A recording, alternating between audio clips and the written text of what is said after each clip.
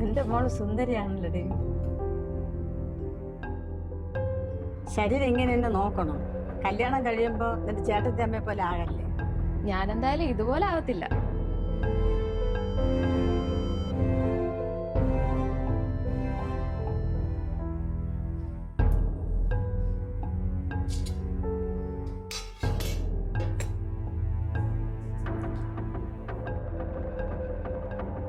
പിന്നെ വിശന്നപ്പോ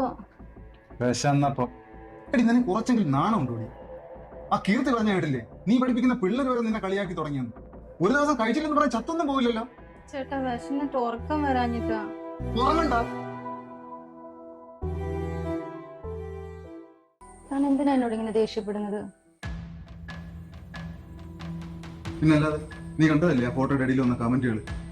ഉമ്മ മനുഷ്യനെ നാണം കെടുത്ത. കിരൺ, ഈ ഒരു വിഷയം മാത്രമല്ല, താനിപ്പോ എല്ലാ കാര്യത്തിലും എന്നെ അങ്ങനെ ഒഴിവാക്കുന്നുണ്ട്. താൻ കണ്ടിഷ്ടപ്പെട്ടിട്ടല്ലേ എന്നെ കെട്ടിയത്?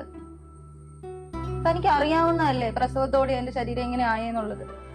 ഈ ശരീരം എങ്ങനെ കൊണ്ടുനടക്കാൻ എനിക്കും ഇഷ്ടമുണ്ടായിട്ടല്ല കിരൺ, ഞാൻ ട്രൈ ചെയ്യുന്നുണ്ട്. താൻ എന്നെ ഇങ്ങനെ ഒറ്റപ്പെടുത്തരുത് കിരൺ, പ്ലീസ്.